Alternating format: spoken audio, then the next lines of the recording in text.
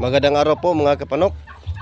Ngayon po ay nandito po tayo sa area ng ating pabo. Matagal-tagal na po mga kapanok na hindi po tayo nakapag-update sa ating mga pabo dito. So ngayon ay kita ko po sa inyo mga kapanok yung ating area dito, kung ano na ang nangyayari dito sa ating area. So bago ang lahat mga kapanok, sana'y kung kayo ay baguhan lang dito sa ating channel, please subscribe my YouTube channel mga kapanok. Ang pag-subscribe ay tanawin kong laking tulong din sa pagpalago ng ating munting channel. At bago po natin ipapakita sa inyo mga kapanok ang ating area, intro muna tayo.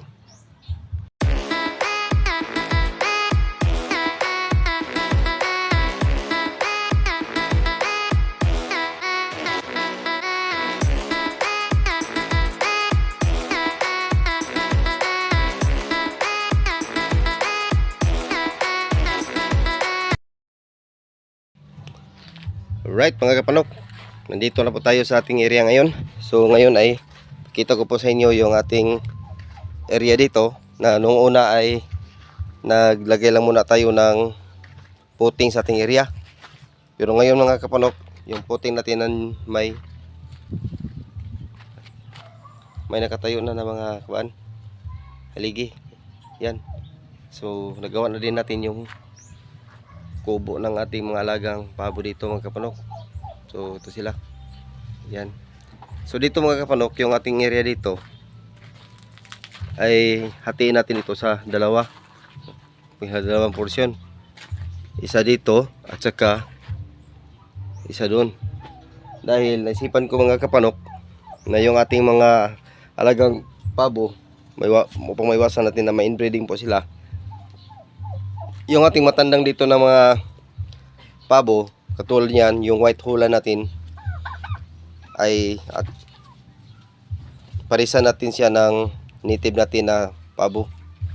So dito siya sa isang portion na to sa ating kubo, at yung black Spanish naman natin na tandang mga kapanok, yan ay doon sa kabila. At yung kapatid niya ng white Holland, yan ang ating papari sa kanya, at saka yung ilang mga native natin na mga babae. So yan ang ating papari sa kanila pang hindi sila magka inbreeding. So maglagay tayo ng net dito para sa boundary nilang lang dalawa, yung white Holland at saka yung ating black Spanish. So yung area dito mga kapanok, nung una nga doon dito sila mag-i-stay. Yan, tingnan nyo yung kanilang kubo, sirang sira na mga kapanok. Yan. So baguhin natin yan mga kapanok, dahil yung mga lahi ng ating mga yung tinatawag natin na mga parent stock mga kapanok, yung white Holland at saka yung black Spanish, yung mga lahi nila dito natin ilagay ng area. So dito sila maggala, pang malaman natin mga kapanok yung mga lahi nila, hindi sila balik sa pag-breed doon sa kanilang parent.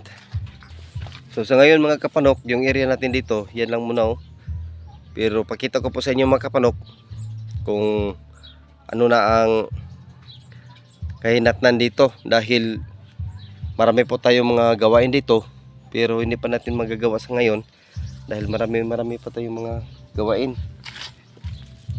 So kita ko po sa inyo mga kapanok yung ating saging. May bunga na po siya mga kapanok. Yan, may bunga na.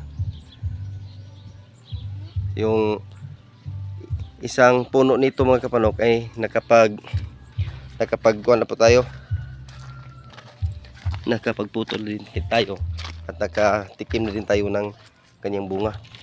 At saka dito din mga kapanok, may bunga na din yung isang puno natin ng saging. Nagsisimula pa lang siya na magpuso. Oh, yan oh. Ay, namuso na siya. So katulad din sila nung pinapakita ko una. Ano to? Tungdan. At yung puno natin ng lakatan, yan, hindi pa siya na bunga, pero yung unang puno dito, ayan, dito napilay na natin, pinutol na natin dahil nahinog na yung bunga niya.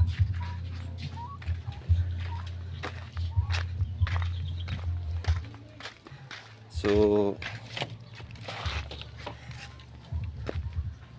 kawawa po ating mga alagang pabo dito mga kapanok dahil yan, no, diyan siya nagluob, nag-iitlog. So gawa tayo ng paitlogan sa kanila dito na area. Gawa tayo, at dito lagay tayo ng dapuan nila para doon sila dadapo, dahil dito may dapuan na po. Yan. May dapuan na po dito. So dito lang sa kabila hindi pa. So dito tayo maglagay ng pinto para pasok tayo doon sa kabila na portion.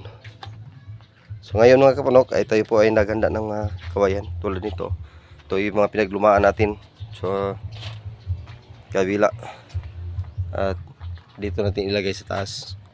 Diyan, yung portion sa taas. Lagay tayo ng kawayan dyan para pangharang na yung ating mga pabo ay hindi diyan sila daan, para hindi sila makalabas doon sa kabila. So right mga kapanok, tayo po ay nagpapakain sa kanila dahil gutom na po yung ating mga alaga dito.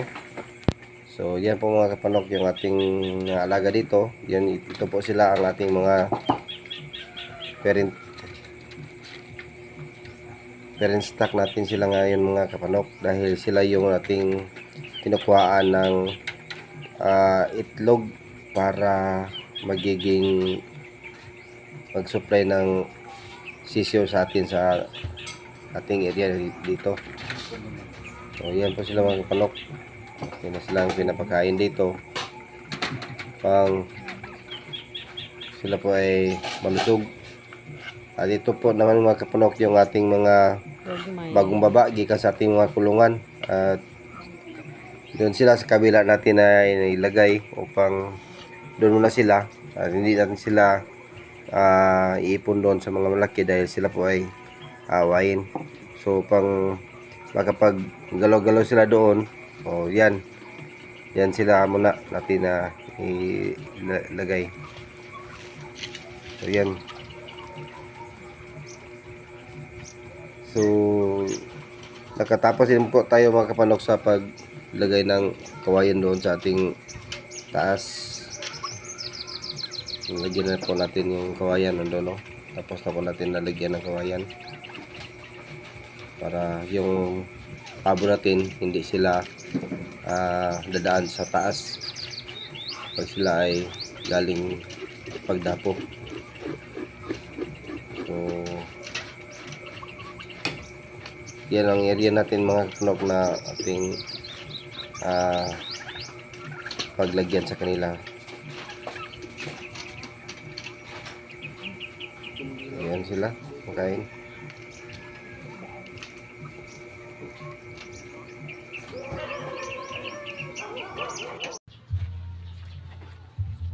So yan lang muna mga kapanok ang update natin dito sa ating area, at sana'y nabigan nyo ang ating video sa araw na ito. Sana'y subscribe nyo mga kapanok at like ang ating video. Thank you for watching mga kapanok, at salamat sa iyong suporta. God bless po.